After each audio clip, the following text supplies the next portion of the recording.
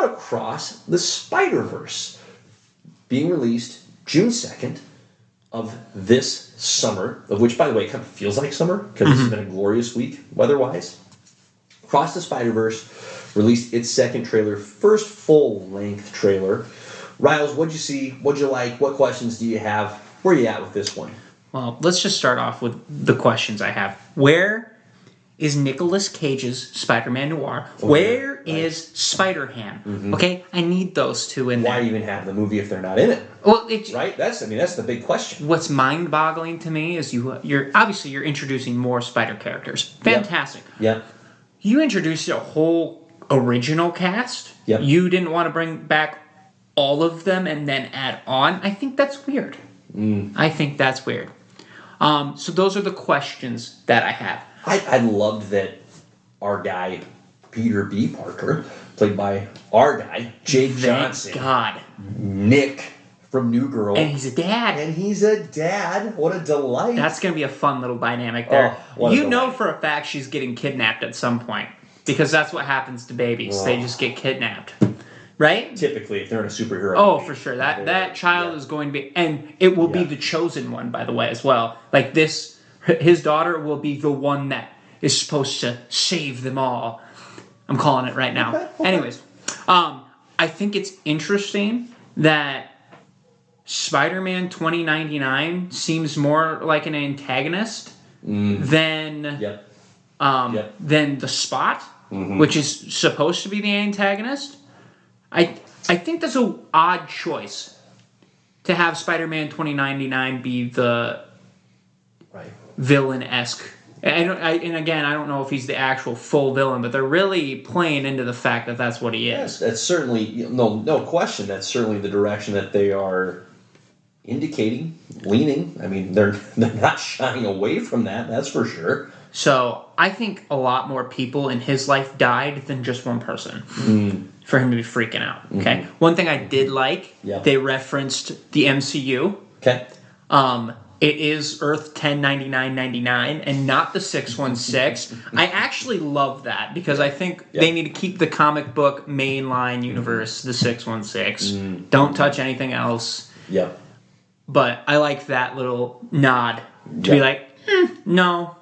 And then... Well, and it keeps freedom for them to be, frankly, just as loose as they desire to be with various characters, various roles, which I think was part of the delight of the first film, is that it leaves you open to being surprised, right? They establish right away that, hey, this Miles Morales is not your Peter Parker Spider-Man, which seems kind of obvious, but at the same time, when they took the Peter Parker Spider-Man out of, as he died, sorry, spoilers, very early in that movie, it just set a really critical tone of, you don't actually know what's going to happen here. Right. And that is great when on the one hand, it's a familiar character of Spider-Man, but you have a new individual, to most people, embodying that role, to just have it being an entirely new world. That's great. We don't need more of what we're already getting, that mainline 616 Spider-Man. We get that in the live action MCU. So I love the fluidity that comes with not intentionally not living in that world. And I think it's an interesting thing that they do nod to the MCU because it could be a playful nod, or it could be like, hey, Tom could show up. Do I want that or not? I'm 50-50. I don't care. If it's done right, fine, whatever. I don't need him to be a main, character. Yeah, doesn't need to be a significant part of this at all. Right. Wink and a nod is fine, but... I am actually really excited for the Spot coming out of this.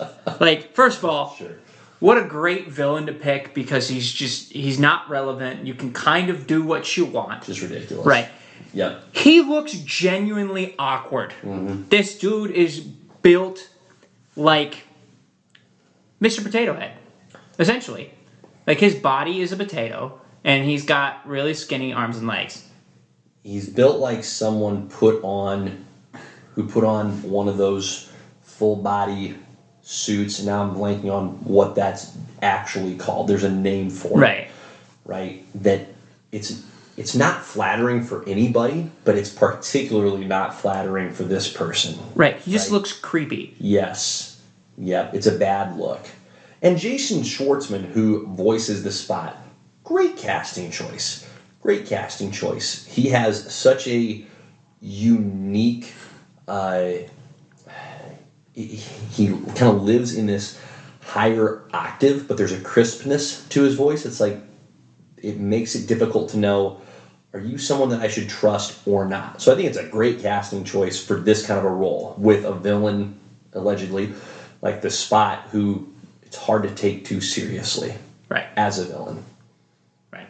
So that's all of my opinions, I think, on that movie. But I'm excited. I think it'll be cool. It looks like Miles is trying to do the Spider-Man thing and find the work-life balance of being Spider-Man. So we've all been there. Right. How much time to spend as the hero? How much time to spend as the podcaster? It's hard to turn off.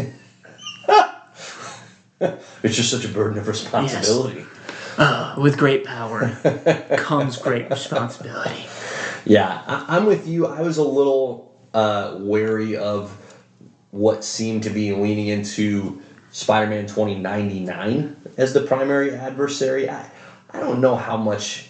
For me, it's more of a personal preference. I'm not saying it's not a good choice as far as, hey, does this make for a good or worthwhile story?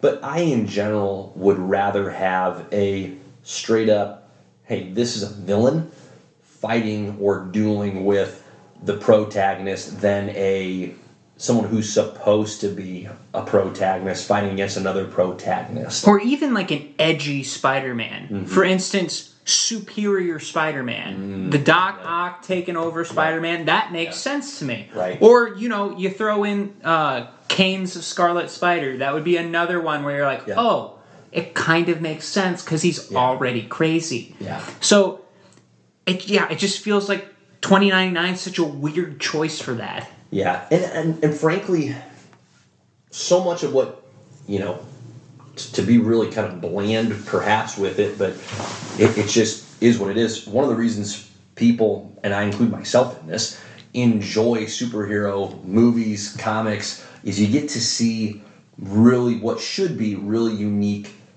battles, right?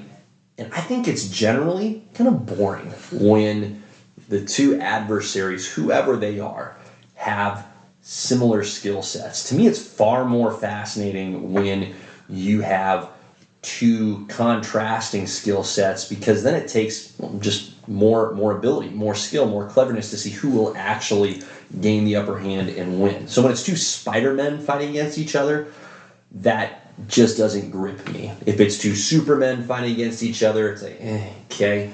I want to see two opposite sides, two different sets of abilities to see which set is superior, to borrow your word. So that's where I'm at there. So I hope they don't lean too heavily into the Spider-Man on Spider-Man. I'm hoping it's a red herring. Yep. Yeah, I want it to be one of those red birds where it's like, oh, you think it's going to go one way and it's a different way. For sure. So that's what I'm hoping. For sure. All right, good things. Across the Spiderverse coming out June 2nd.